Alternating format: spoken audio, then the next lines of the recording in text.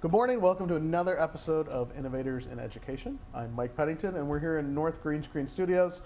Today's episode, like all of our other episodes, is brought to you by a generous grant from the Nord Family Foundation. And the premise is real simple here. We have great conversations with great people about great things happening in classrooms around Northeast Ohio and the rest of the country. And we really want you to watch this episode and take the best of what it is, put it into practice in your classroom, and really change teaching and learning with what you see. This morning we are joined with Lee McClain from Orange City Schools, and she is a English language arts teacher for 7th grade? Yep. For 7th grade. And Lee is here because she's really reshaped, redesigned, and rethought what it means to be a learner in the classroom and what that space is. So we're going to talk today everything about using YouTube for sub-plans, to sitting on yoga balls, to writing on windows, to anything else you can think of. So we're going to go everywhere because Lee's about as ADHD as I am. So it's going to be an awesome day. And I'm going to try to do this and go through the questioning from things that are very approachable for teachers into some of the stuff that I think you've put a lot more thought into. Sure. So as you're watching this, as our audience watches this, think of these things as steps in a process of becoming better at what you do. So where I really want to say is hello and good morning and thank you. Thank you so much for having me. No problem. Appreciate it. Lee loves being in this studio. It's always Dave, So cool. Dave, who's behind the scenes running everything. He's waving to me. Hi, Dave. We get very used to what it's like to sit in an all green room, but to really come in and know that there's nothing around here, not even these chairs. Okay, I'm just kidding about that. So here we go. So let's talk about YouTube. Okay. And for a lot of teachers, YouTube is a very one-way mirror. You take students there, they watch something. So how is it that you're leveraging YouTube, or how is it that you're making that more than just kids are going there to watch a 5-minute video? Sure. Well, a couple different ways that I will use YouTube. And so I can talk about where I use it as sub-plans, but I also do a little bit of flipped teaching. So for sub-plans, you know, I can leave a lesson plan for subs, and that can work out fine. But another thing that I try to do is still teach, and I will teach a lesson on YouTube, and I'll post that on Schoology, and my students will watch that the next day when I'm absent, when I have the sub. And so I'm teaching them a mini lesson, and I'm telling them exactly what I want them to do once the video stops. And so then the sub just becomes more of a facilitator. Sure. And I tell the kids exactly what I need to tell them, and it really works in my stead.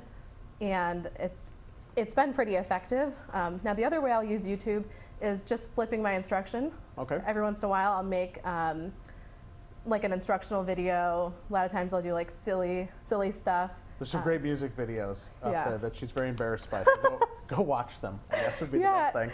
It's fun. I do actually, another way I use YouTube, in the beginning of the year before school even starts, I get my class roster in August for my next group of students, and I send every single student I have a postcard with a handwritten message, and telling them how excited I am to meet them. But I also put a QR code I print it onto the postcard. Oh, how neat. And when the kids scan it, it goes to this YouTube video, which you can find on my YouTube account.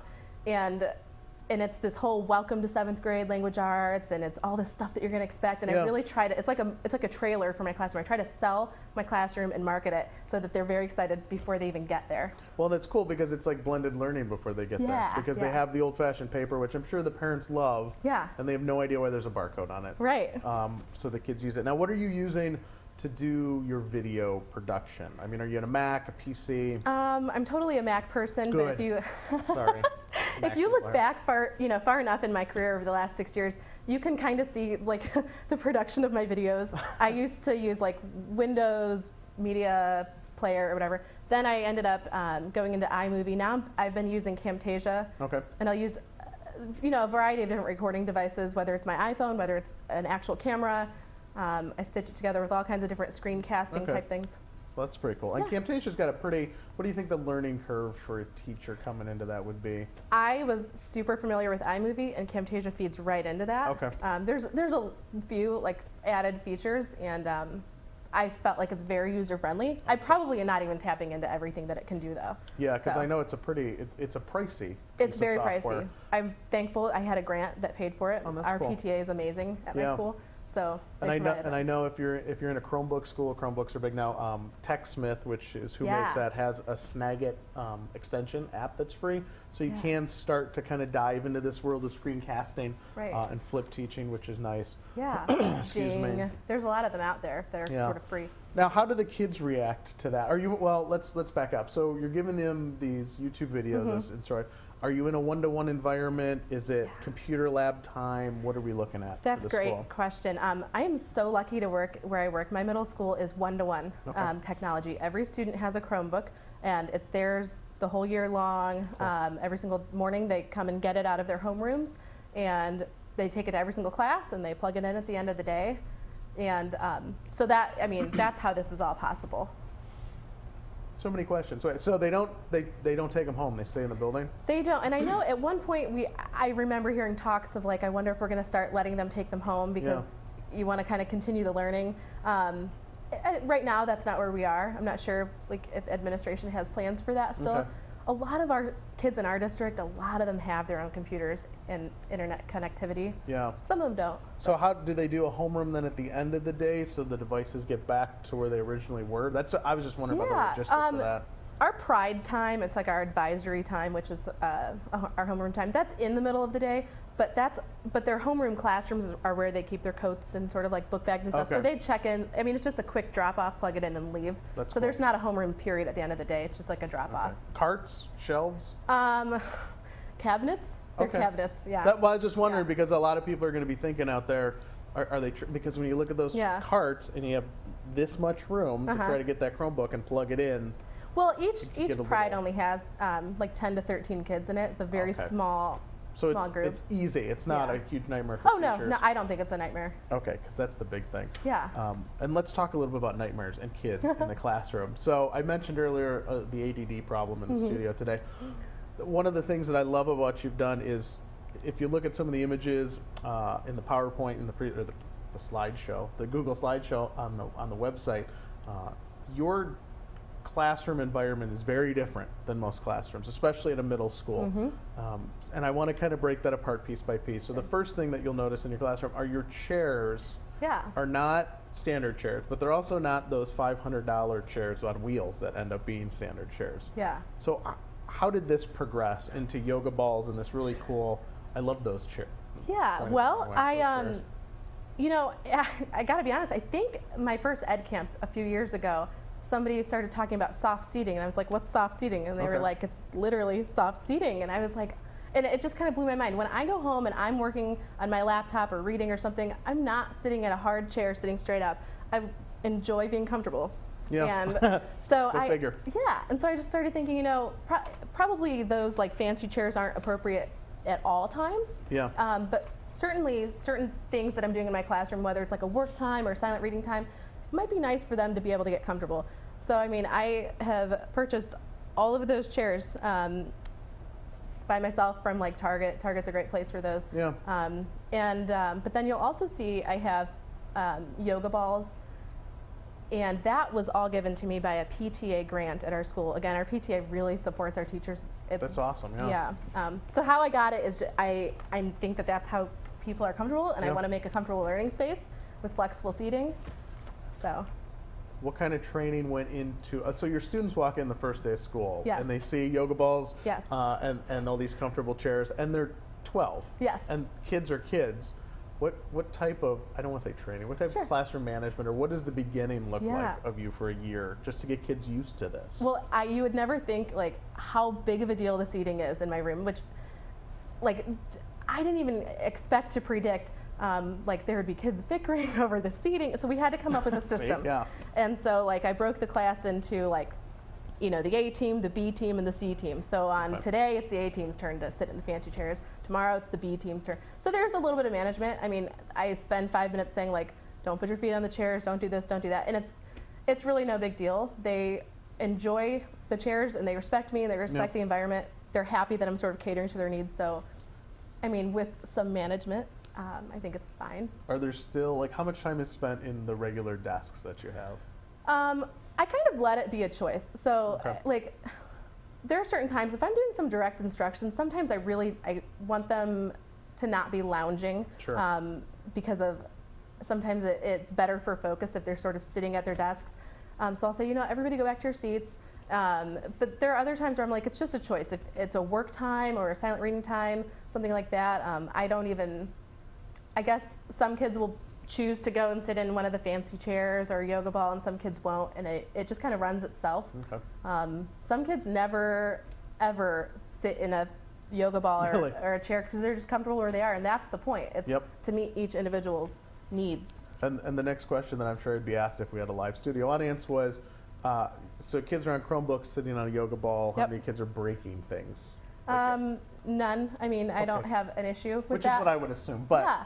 No, I mean, there's maybe a few kids who are a little irresponsible with that kind of stuff, and you know, the first time it happens, you say never again. Yeah. And then it's over, and I just don't see it as a management issue at all. Okay. Cool. In fact, I think it helps my classroom management because it's helping focus, especially like expending energy on the yoga balls.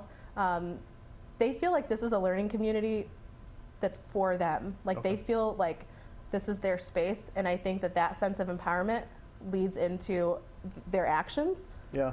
Not to say I don't have some 7th grade problems. Oh, sure. 7th graders are 7th graders. Yeah. Other classrooms have these kinds of seats in them, or the yoga balls, or is it? Well, let me ask that question better. Is it they come to your environment and there's this amazing dynamic learning environment, and they go back to the rest of their day, or have people slowly started to kind of develop into this? You know, I would say my colleagues do an amazing job. I mean, you just go right down the hallway, and the kids go from my class to the next class to the next class, and I think that they feel welcome in all of their rooms. There's one of the teachers I teach with, she ended up writing a grant as well to get yoga balls, and she has some of the bungee cord seating and stuff like that. But by and large, most of the rooms in our building probably don't have this type of environment, but that's not to say they're not also very welcoming in their own ways. Okay, that's good. That's cool. Yeah. So seating, awesome, really important to move those things around. And the other thing that I remember seeing, you tweeted a picture out after we did our Ed Camp Cleveland event of kids writing on windows. Yeah. And walk through that a little bit. Okay. So over spring break, my colleague and I went to mentor schools. Okay. And because we had heard that they have some really cool 21st century like sort of learning spaces and furniture, and at Mentor they had a lot of sort of plexiglass on the walls, just because those are writable surfaces like a dry erase would be, but I think it's more affordable than dry erase boards. And we just saw it everywhere in the hallways, in the classrooms, and I was like, wow, they have spaces to write temporary things all over the place. And I think they gave us the idea, like, you could just be writing on the windows because that's erasable. And I was like, wow, because to not have to constantly make a Google Doc or take out a piece of paper just to jot down things or brainstorm things, and just to be able to do something that's more temporary, like on a whiteboard or a window, it was like real-time learning, like right there in the moment. Sure. And so to spread my kids around the room, I am lucky, I have a lot of whiteboard space, but it still doesn't accommodate every group. So I had some kids on the whiteboard in the one half the room, some kids on the whiteboard in the other half the room, and then a bunch of kids writing on the windows.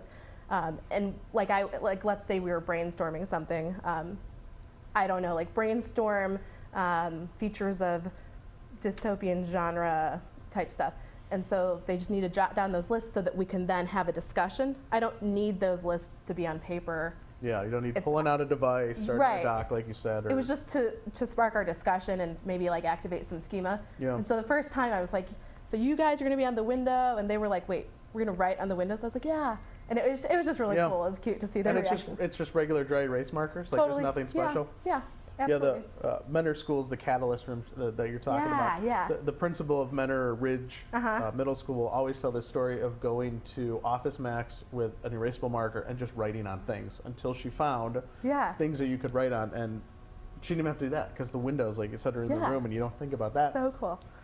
Okay, so we have all these great environmental pieces so that students aren't writing on paper, you mentioned. And I don't know how far you are into the world of paperless. But let's talk a little bit about what paperless means to you. Okay. I would say I'm 99% paperless. Okay. And that is, like I said, we are one-to-one with Chromebooks at my school. Now, every teacher at my school probably incorporates it at a different level that's appropriate for their instruction and their style. I just to me, I mean, in my own personal daily life, everything I do is on my phone or in a computer in the cloud. And to me, it just seems like, why would I have kids be losing track of all their papers and making a binder when everything can just be online? And maybe that's because of my content area. It really lends itself. It's reading and writing. It lends itself. Yeah, you're very writing heavy. I mean, language arts. So if it were math, I don't think I would be completely paperless. Okay. I mean, it's just that would be so cumbersome to have to do math on a computer. But just my content area lends itself to that. And I'm not against, like, there are some people who are just, they prefer writing with a pen and paper, and totally not against that. Yeah. But none of my students asked to ever do that. It's all just organized in their Google Docs. I love it. Whenever I make a worksheet or something like that, it's a digital thing. It's on Google, and it's perfect for organization, and I love it. So what is the organizational structure? You mentioned Google a couple times. Yeah. How are you getting assignments to students? How are they getting them back to you? What's that look like? Okay. In the beginning of the year, I have the students set up a folder, and I make them name it something like last name, comma, first name, LA. And then I have them share the folders with me and my co-teacher. And so at that point, I have just gotten like 20 shared folders. Yeah.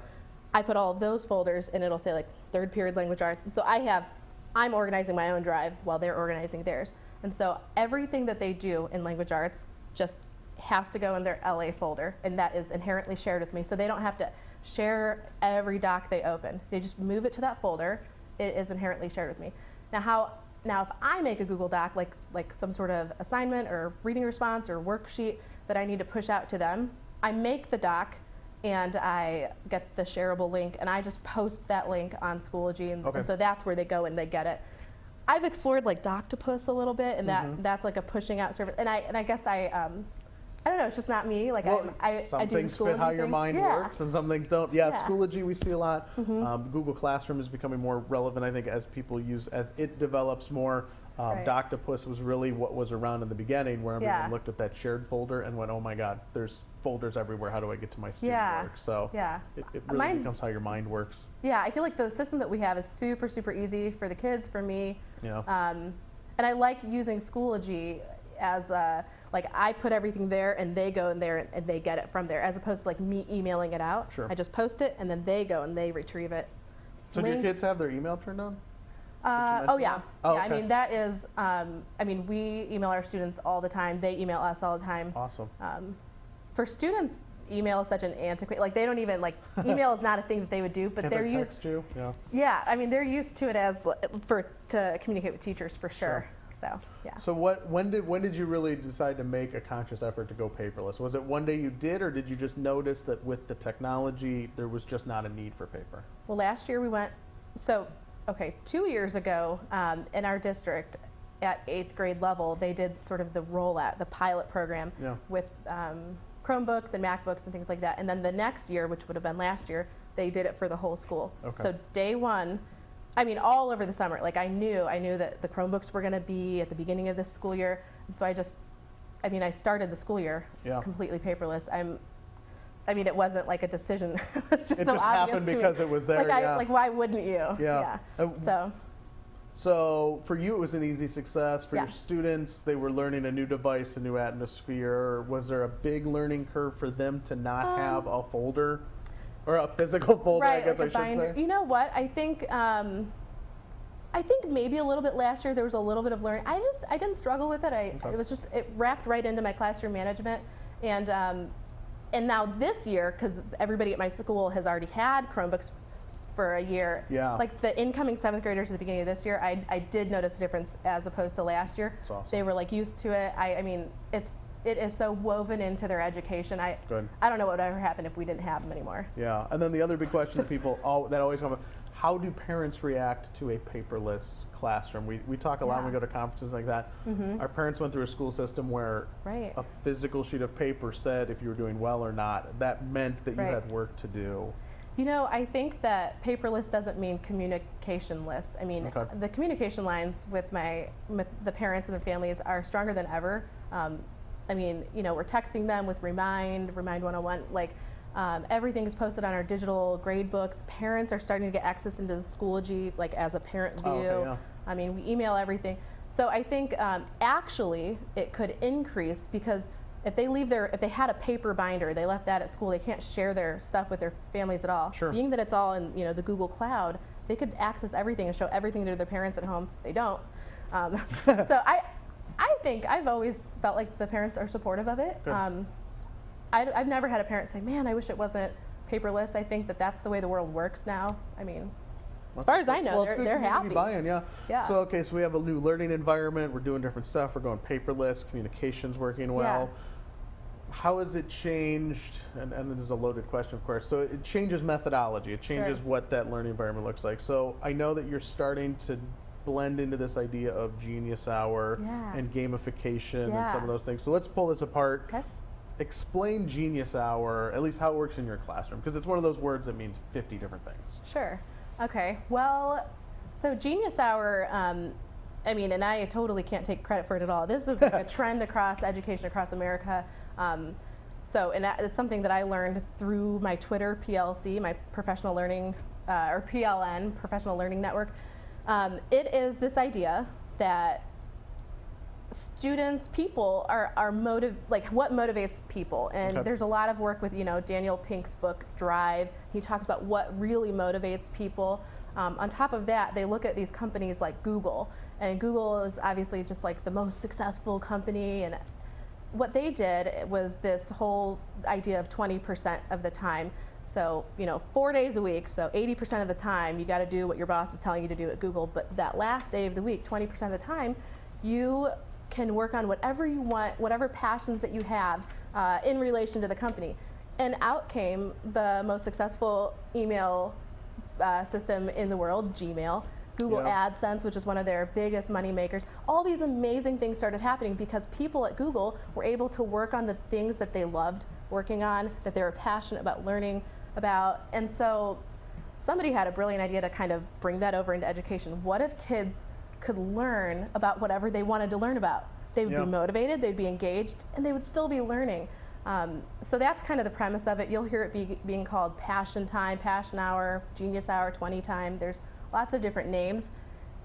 And the bottom line is that, and there are some different tenets and stipulations that the students are supposed to meet, but you are learning about that which you are passionate about, that which inspires you.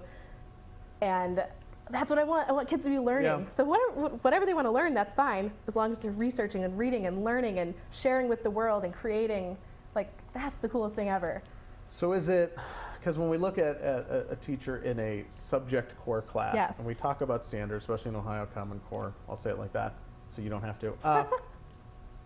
Do you have to have alignment? Does administration understand that learning is above and beyond something specific? Do you force a specific project out of your students? That's 3 questions. I'll stop. Sure.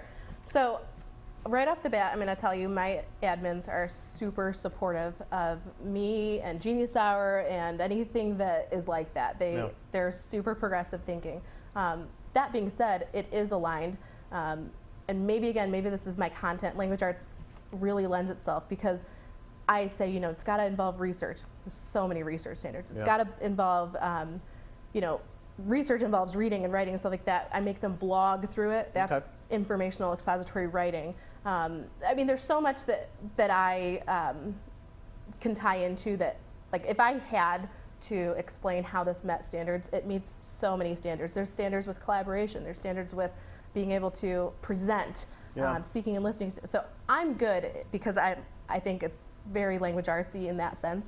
But on the other hand, it's learning. And so I think if another teacher in another content area wanted to do that, I think you could get away with it, because who's going to argue kids researching and learning and making, I see what you're saying, but I think it's totally defendable. I think you could get away with it. So standards,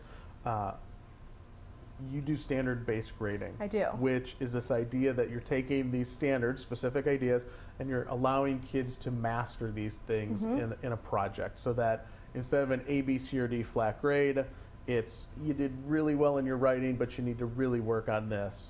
Sure. What does standard-based grading, what does it do to you as a teacher when you think of a project? Okay, so I will say I am at a district that is traditional grades based, at least at the middle school level. So at the end of the day, on the report card, I do have to report out traditional grades, you know, Okay. 90% A or whatever. That's where the district is right now. That being said, I'm able to somehow make it work that I can do standards-based grading all along the way. It's able to work somehow. So what that means is that instead of grading a kid on something like behavior or effort or lateness, if they turn in something late, I want my grades to reflect what a student knows. Okay. I want it to be an accurate reflection, just a communication of what a student knows. So if a student is late on an assignment, maybe that shows he or she is irresponsible. That doesn't show can he write an argumentative paper. Mhm. So I take all that out of my grades. Like, you don't get extra credit for bringing Kleenex boxes. You know, that's not like, I want the grade to not be ever a reward or a punishment. Okay. It's just communication of where a student is in a moment of time. And so when I'm thinking about a project, to answer your question, I'm thinking about all of the specific skills that go into that. So if they're going to write an argumentative paper, there might be like 4 or 5 different standards that go into that. Research with, you know, look and cite your standards. Don't plagiarize. Organize your writing. I mean, there's several different language arts standards that go into that. And so I report those out in a disaggregated way, Okay. meaning they get a grade for this skill, they get a separate grade for this skill, they get a separate grade for that skill. Yeah. And what that does is it tells everybody involved, the teacher, the student, the parent, how the student is. If you just say like, okay, argumentative paper, you got to see, what is it that he struggles with? Yeah. If I report out, you know, researching without, you know, citing your sources, he really struggles with that, but he's really good with transition phrases, then it gives us a starting point for what he needs to work on. I think it's a better form of communication. Okay. And I tie that all in with mastery-based. I don't want to say, oh, you know, you didn't master it, time to move on. Because then why was it important enough to teach to begin with? Yeah. It's important enough to teach to begin with because they should master it. And learning is a process. People don't master things the first time. So this idea that, you know, it takes more than once, that's a normal, healthy part of the brain. And so there are times where kids aren't going to master it the first time. They need to take my feedback, relearn, meet with me, reassess, and then be regraded so that the evidence shows what they actually know. Do you find that you do, I don't want to say less major projects, but is it less overall projects but more depth? Because I imagine you as a teacher have to spend more time with that student work in order to break it down like that. Yeah, it is, I think, and that's something that my co-teacher and I have been talking about recently as we look at what we want to do differently next year. It's always better, I think, to go into depth as opposed to being really shallow but really broad. So a lot of times you're right, we'll take a project and it'll go into depth because we're going to work on certain like the big ticket standards a lot more thoroughly. And get rid of some of the tedium of all the fringe type stuff. Yeah. So is it, how many, what's the best way to do this? I'm not a language arts teacher. How many like rough drafts, or what's that? Is it a process where you have a week to do a rough draft and then you sift through that and they work again? Or is it just as kids do things, you're kind of working with them? You know, I think things look a lot different in 2015 and if you're in a one-to-one classroom. Yeah. So back in the day, I mean, I can remember even when I was a kid, there was, you know, you'd write your brainstorming and then you would write a rough draft and then you would get it all marked up and you'd write another rough draft and then you'd rewrite the whole paper again and it'd be final copy. And that's totally not the way writing works in 2015. Even as a writer myself, like you're typing, which means the rough draft becomes the final draft. And so it's just a constant cycle of editing and revising as you go. So I don't necessarily say, okay, like, after you're done with your rough draft, then I'll give you feedback, and then you'll change it. It's usually kind of an as-you-go type of thing, which is really cool. Like, even you just think of, like, Google Comments.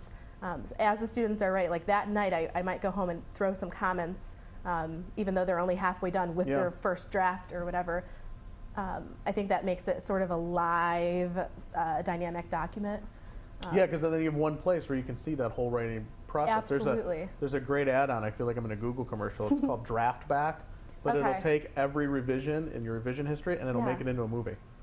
That's so cool. So you can actually watch your paper grow. Oh my gosh, I need to show my students this. Dave and I were playing with it with a group yesterday. It's really neat. So it's so almost cool. like one of those commercials where you see things typing. Yeah. Oh my gosh, that's so cool. So look, I said something smart in one of these finally. So standards-based grading, do you find are parents receptive to it? Do you find less parent, I don't want to say complaints, but less parent problems with what grade their students getting because the information seems to be very specific to what you're teaching? Okay. I don't use the term standards-based grading. I just say, like, this is my style. Like, I just grading. graded, I don't want to have to train the parents on what I'm doing. Sometimes that has a negative connotation and I don't Sure. understand why. Because there's a lot of, like, this idea of, like, redos and things like that. Yep. Sometimes people have a weird connotation with it. I think it's an amazing thing.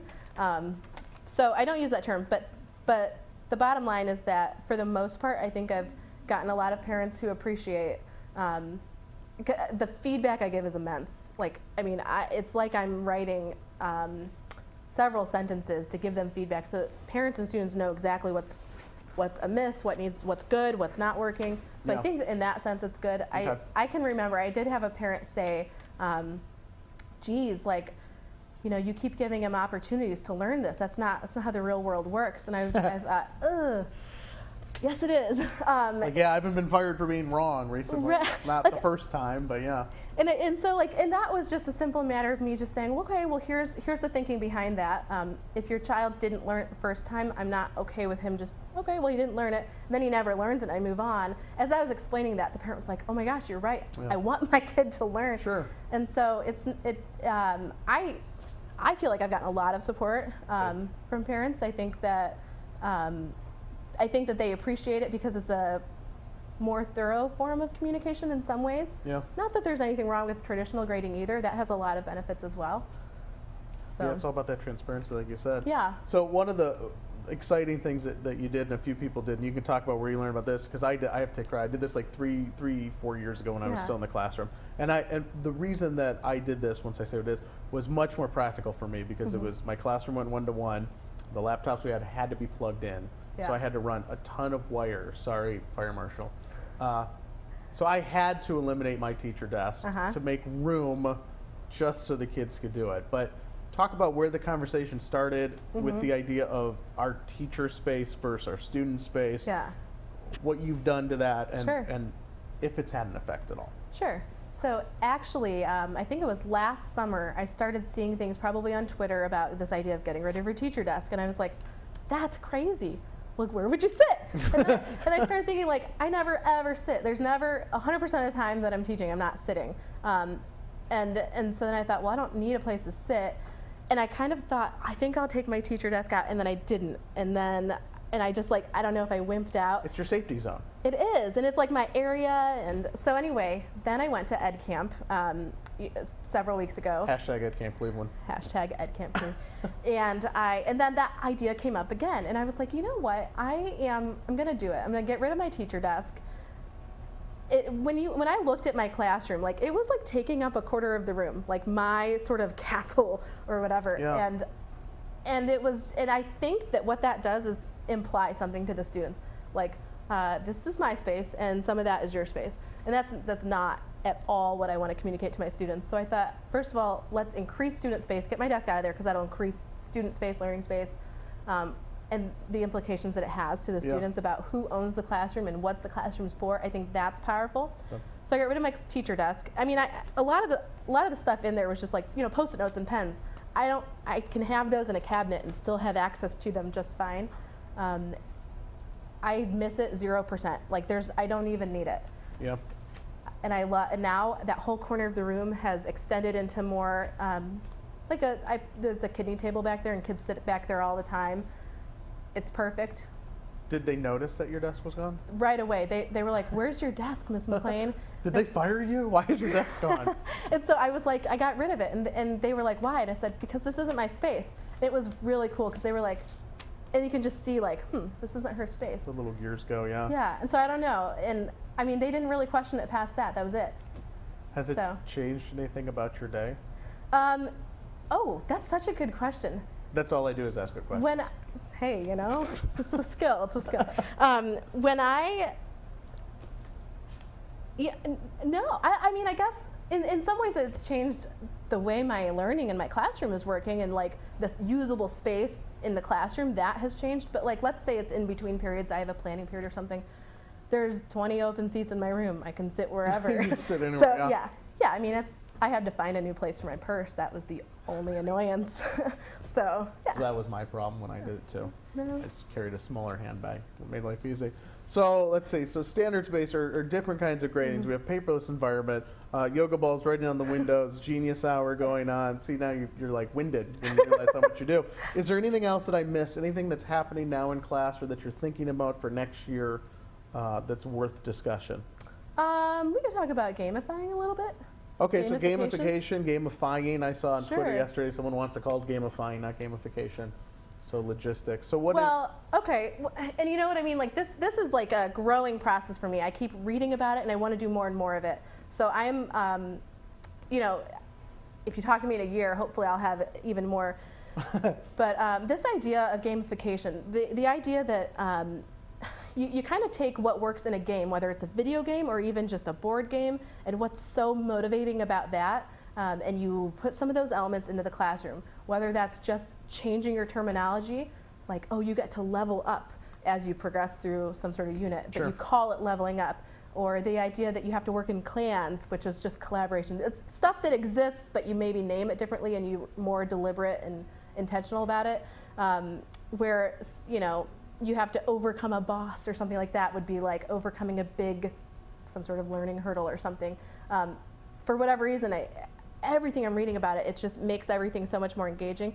I want to do more with that next year, but some ways that I've already been doing it, sprinkling it in games here and there. Like we had March Madness, so we do this whole bracket, just like March Madness, and what it is book battles. Okay. And so like the real point is more like the kids have to get up and they have to do some sort of like 60 to 90 second book talk on an amazing book that they've read.